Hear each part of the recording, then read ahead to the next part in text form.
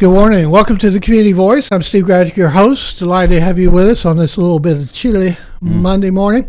We're very honored to have a friend of ours in the studio today, Virgil Walker. And let me give an intro, and then we'll kind of go from there. Virgil Walker is the Vice President of Ministry Relations at G3 Ministries. Additionally, he is an influential Christian commentator, writer, and thinker on a wide range of cultural topics. He's a frequent guest on Fearless with Jason Whitlock with Glenn Beck's The Blaze Media, where he serves as a weekly commentator and consultant. He's also the co-host of the widely popular Just Thinking podcast. He has also co-authored several impactful books, Why Are You Afraid?, Just Thinking About Ethnicity, and Just Thinking About the State, which explore race, social justice, and government through a biblical lens. Walker also holds an MBA from Southern Nazarene University and a Master of Theological Studies from Midwestern Baptist Theological Seminary. Virgil and his wife Tamika have 3 adult children. His home church is Praise Mills Baptist Church, which is just over the Carroll County line, just inside Douglas County on Highway 5. And we were very pleased to have Virgil come in this morning because he's speaking. He's the keynote speaker this Friday at the Georgia Stand for Life. And Joel, if you wanted to post that flyer. The itinerary for that day is with praise and worship beginning at 11:10, and this is at the Liberty Plaza in Atlanta on this Friday. Opening prayer, Pastor Stephen Moore, Loganville Baptist. Scripture reading, our good friend Ricardo Davis, GRTL, Georgia Right to Life President. Pro-life testimony, April Chapman, Standard of Truth. Keynote, Virgil Walker, G3 Ministries. And then we have recognition of pastors and special music by Shanika Wright, who's a soloist, and then the silent march after that, which has been going on for many decades. Okay, I take a breath. Yeah. Well, welcome, Virgil. Tell us, so you've got the keynote Friday. Yes, sir. At Liberty Plaza in Atlanta, Yeah. Stand for Life Memorial in March. What kind of message are you going to bring? Yeah. Well, first of all, thanks for having me. It's an honor to be with you and to be here on this very cold, chilly morning. Yeah, absolutely. I'm originally from Omaha, Nebraska, so I think I brought some of the cold weather with me when I came. Been here in Georgia for about 3 years and was honored for the opportunity to speak at the Georgia Right to Life event. From a standpoint of messaging, for me, it really boils down to this. When I think about what's transpired over the course of the last 2 to 4 years, everything from the Dobbs decision, as in addition, we've had since 2019 here in Georgia a 6-week abortion ban. So couple those things together, you would think that abortion here in the state of Georgia is null and void, is all gone. But the reality is, if you look at the numbers, 4 years prior to 2019, we averaged somewhere in the neighborhood of about 35,000 abortions annually. Here we are after Dobbs, after the 6-week abortion ban. We have numbers from 2019 to 2023, and the numbers are the same. They haven't gone down to any degree. So while Christians and believers and pro-lifers celebrate the fact that we have seen abortion take place, or rather the laws come into play to ban abortion, there's absolutely been no change. Rather than celebrating, and again, there's nothing wrong with being excited about the Dobbs decision, but the reality is there is a lot more work that we have to do. So my intention on Friday is to let folks know that there's more work to be done, that we haven't won a victory that we can now sit back, relax, and let things be as they are, pat ourselves on the back, that there are babies who are dying. And until there are no babies dying, we have a responsibility and an obligation to be engaged. After our first break, I'll come back and probably give out some stats, and you mentioned one there. But to emphasize your point, there are 14 states in America since Dobbs that have banned abortion, but the only effective result of that was it banned clinics in those 14 states, whereas in Georgia, clinics were not banned. There are 13 clinics in Georgia. So effectively, there really hasn't been that much of a change. No. And then we'll talk about chemical abortions Yes. too after the break. Yeah. But I think that's a shocker to practically all pro-lifers. It is. In fact, if you look nationwide, and that's usually where my scope is because of the nature of the commentary that I provide, nationwide abortions have actually gone up since Dobbs. And so we have to ask ourselves a question: are we sitting back thinking the victory's been won? And while we do that, most who are pro-abortion, those who are advocating for quote-unquote choice, they're on the march to ensure their rights. I mean, we just had a whole election cycle where a vice presidential or presidential candidate who was the vice president made the whole issue around reproductive rights. Her whole campaign was around that. And while it's great today, we'll celebrate the fact that President Trump will be in office. There is a lot more work still to be done. Mm-hmm. Yeah. Okay, I'll tell you what, let's take a break. We'll come back, we'll look at some numbers, and we'll Sure. get a little deeper into the issues surrounding this, and we'll be back with more after this. The World Language Scholar Journey at Oak Mountain Academy is designed to provide students with a clearly defined, curriculum-based track to acquire essential knowledge and skills for success in biliteracy fields of study. The successful completion of this journey provides colleges with a method to recognize a rigorous foreign language immersion experience for all students at Oak Mountain Academy. I'm Patrick Uran, head of school, inviting you to journey with us on the mountain. For more information, visit us at oakmountain.us. Discover your journey at OMA. Prepare, explore, and achieve. Consider the Mobius strip. Take a strip of paper, twist it, connect the ends. This connection forms a continuous loop. Seamless, infinite. That's how your healthcare should be too.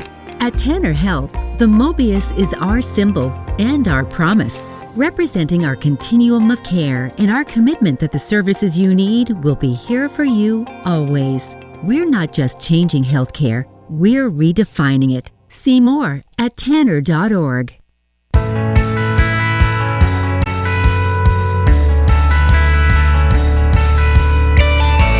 Good morning. Welcome back to the Community Voice. I'm Steve Raddick, your host. As promised, I've got some stats. These come from the Guttmacher Institute. Guttmacher was founded in 1968. Alan Guttmacher was head of Planned Parenthood for a number of years.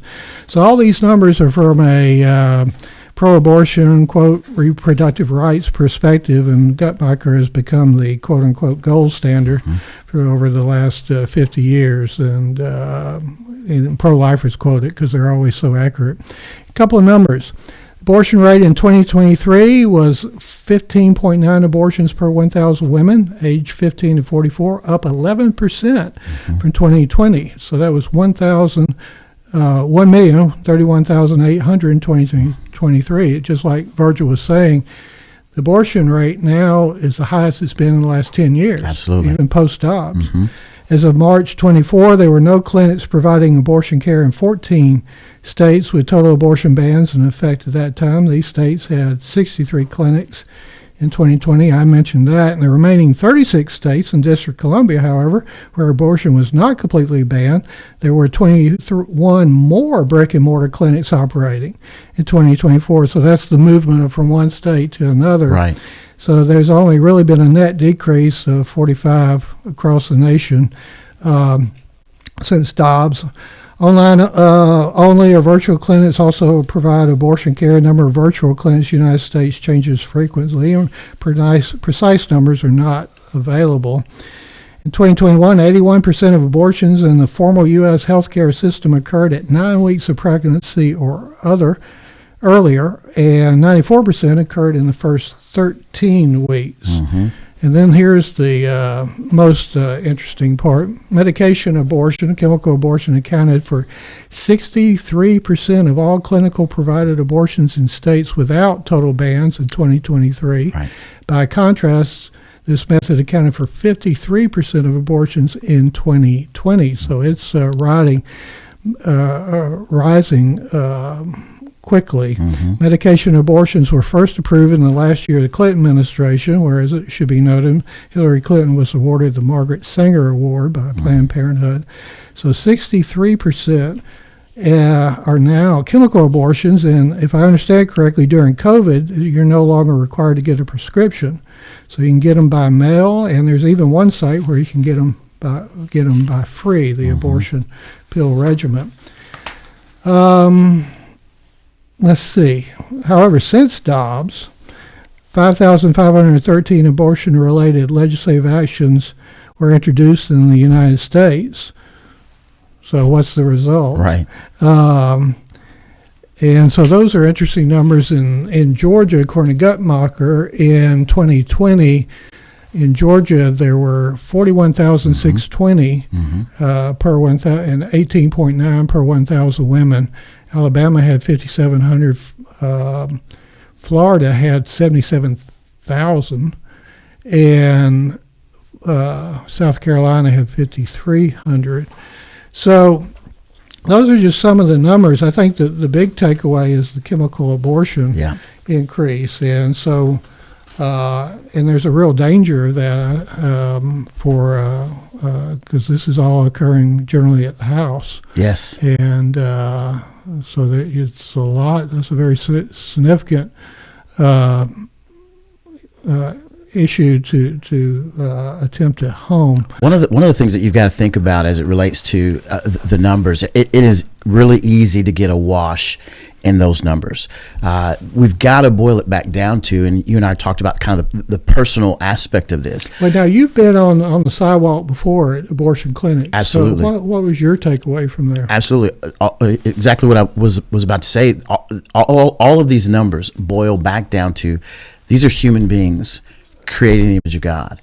These are babies who, if left to the completion of the pregnancy, would be human beings that we would experience their lives. They would be given names. We would be celebrating birthdays. All of these are children who've tragically been murdered in the womb, and I purposefully use that language because it's important for people to understand what's taking place. The pro-life movement in the late 70s tended to steer away from it. It started out using murder, and then it went to killing of the child. Then we had exceptions. Then we had a giant pro-life establishment created. Then we had thousands upon thousands of legislators run as pro-life candidates, and very few of them did, any really the hard work. So now, what you're describing now is more of a move toward personhood and abolition. It is, and it's necessary. To the point you raised earlier, I've been on the front lines. I've been at the abortion mills. I've seen the mothers walking in with the intention to murder their children. I can appreciate that historically. I think there was a desire to adjudicate the whole situation at the doorstep and make sure that women weren't the guilty party for murdering their child. So we went away from the language of murder to, the killing of a child, to whatever else they decided to change it to. None of those things have improved the lives of those who are being murdered. None of those things have changed the numbers to go from a whole lot to little. In fact, what we're seeing is the opposite taking place even after legislation is passed from a standpoint of Dobbs. And so I think it's incredibly important to call things what they are.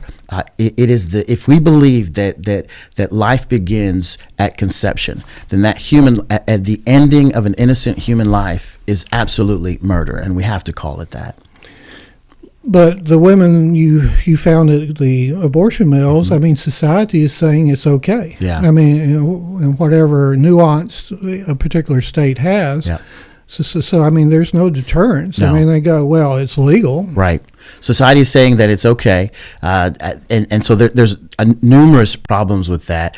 What that teaches the rest of culture, what watering down the language teaches the rest of cultures, it's the normalization of the act. Secondarily, society at one time thought slavery was okay, and if we go by that standard, by the ever moving target of what a culture, a society desires to do, to make sure that they enjoy life in the way they determine, we run a really slippery slope. We really do. And so it's imperative to call things what they are, to mean what we say, and really to push forward the idea that what we're doing is murdering children in the womb, and that the woman who's taking her child to an abortion clinic, she's not a victim. She absolutely knows what she's doing. I've been there at the abortion mill, pleading with women, please don't murder your child today. We've got help, we've got resources, we've got whatever's required. If you need a place to stay to get away from a bad situation, we had all of that in place. Only to have women go in knowing full well what they were doing and saying, I don't care. I know I'm murdering my child. Anyone who spends any time at an abortion mill recognizes that the vast majority of women who enter those spaces and places are far from victims. They know exactly what they're doing, why they're doing it, and they're willing to sacrifice their child on the altar of their own desires, of their own autonomy, of their own. Many of them want to, hey, I want to have a career that doesn't, where having a child won't inhibit me. For all of those reasons, for the sake of convenience, they're willing to sacrifice their child.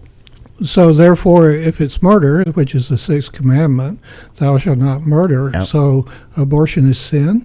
Absolutely, abortion is sin. Absolutely, abortion is sin. We've got the beauty of understanding A, that abortion is murder, and B, that murder is a sin, allows us to apply what we need to apply to sin, which is the grace of God. Mm-hmm. Yeah, if we don't call it sin, if we don't call it murder, and it becomes something else, then these women are fooled into believing that they're doing something moral or good or right, when actually the opposite is in play. One thing we've mentioned on the show before when Ricardo was here, basically in Georgia, 32% thereabouts, or a third of the population is African American. Mm-hmm. So if you take half of that number, the number of women, that's 16% of the total population are African American women. Mm-hmm. Yet they make up 45% of all the abortions in Georgia. Yeah. What is up with that? It's amazing. I mean, there's a lot of factors at play with regard to that. I kind of zoom out to a national picture. I think that's perfect for Georgia. But if you zoom out to a national picture, 12% of the population is black.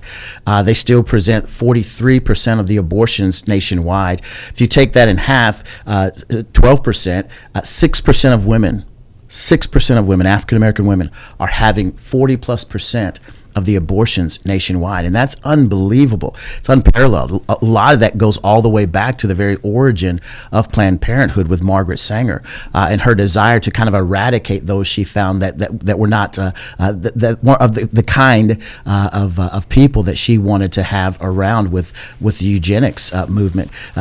All of that was aimed at what's called the Negro Project, aimed at black pastors and the promotion thereof. And so we still have that same project going on today, especially when you talk about this area here in Georgia, Atlanta.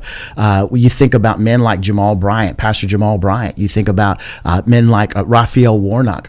These are quote unquote pastors who are advocating the death of innocents. Those are people I don't call pastors. I'll call them something else. I won't do that on your show here, but I will tell you they are far from pastors who care about life, and they're promoting death. And many churches, unfortunately, have embraced this false ideological position, and are really responsible for the death of innocents in a lot of ways.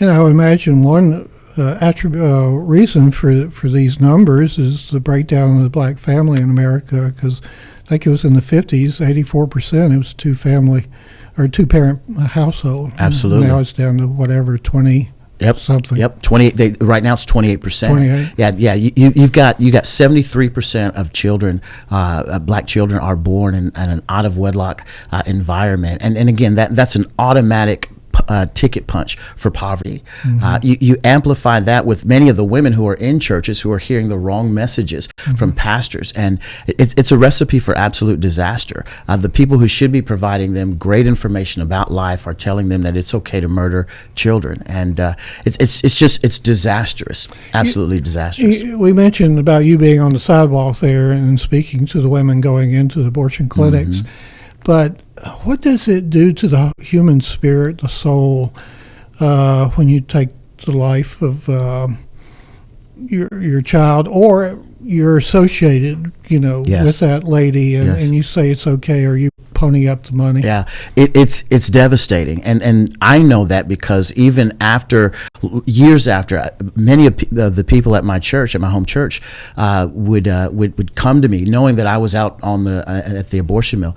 They would come to me 30 years later, 40 years later, and their hearts were still broken, weeping, wanting to confess that they had sinned in this way, wanting to get absolution, which they don't get from me. They go to God with that, but it never leaves them at all in any way, shape, or form. There were many times when I was at an abortion clinic, especially when we talk about the African American community, the Black community. I often would let women know, especially when the whole Black Lives Matter movement was being pushed. I would just flat ask them, does that Black life matter? Does the Black life in your womb actually matter? And if it does, then you won't harm that child today. And that definitely is a message I want to instill in someone who's doing that. But at the same time, all lives matter, regardless of ethnicity, and every child in the womb deserves protection because they're image bearers of God. So you mentioned earlier there is forgiveness in the gospel. Absolutely. And that's about the only way to deal with the guilt and the consequences. Absolutely. I think that's one of the reasons why it's so important that people who know God, love God, are Christian, are at the abortion mills, because we're the only ones able to apply the message of hope that is forwarded through the gospel. The fact that even though you've come to end a life, God gave His life through His Son, that those who would repent of sin and place their faith in Him would have the forgiveness of their sin and experience eternal life. They don't have to commit murder today in an effort to put a Band-Aid over a bad situation. So you're going to be the keynote speaker this coming Friday. The event starts at 11:30 a.m. Liberty Plaza, 262 Capitol Avenue.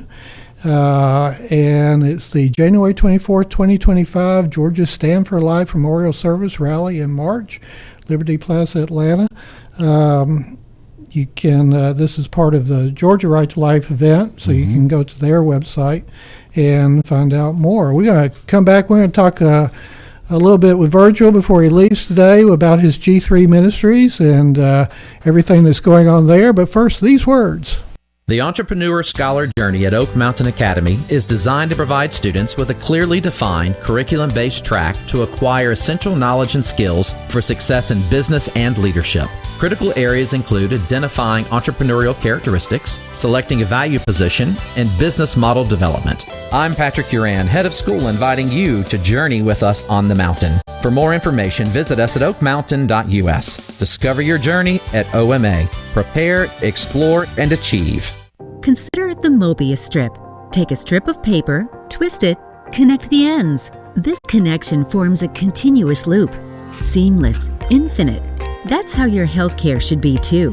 At Tanner Health, the Mobius is our symbol and our promise, representing our continuum of care and our commitment that the services you need will be here for you always. We're not just changing healthcare, we're redefining it. See more at tanner.org.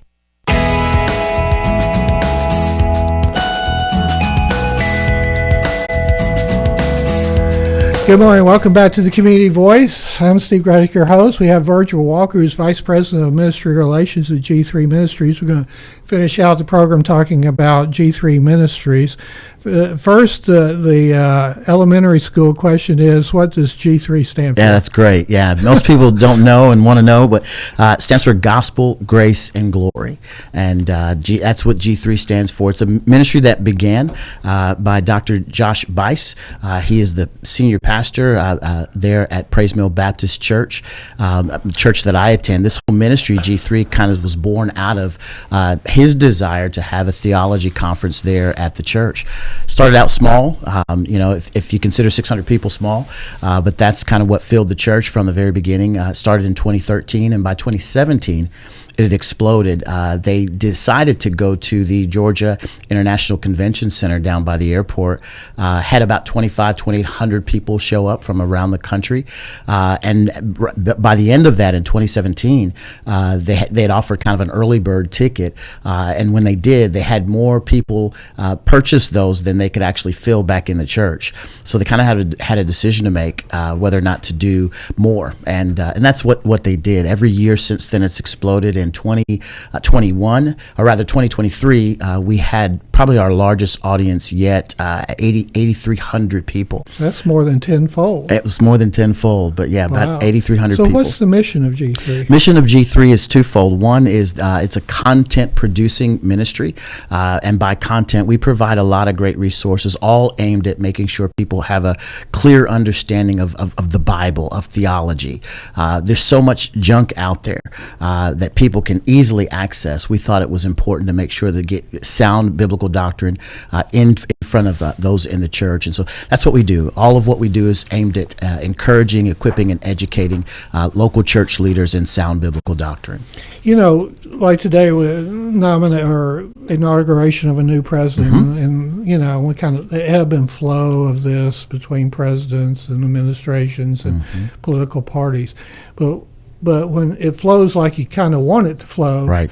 then you stop and you take a breath and you go, there's more to this than this. Absolutely. And it is culture, it is society, we talked about this with abortion, it's the mindset, it's the worldview Yes. of the population. Yes. And so G3 is addressing that. Absolutely. I think that again, with the excitement of a brand new president and all that will come as a result, it is a time to kind of exhale a little bit. But it definitely is not. And we talked about this as it relates to abortion.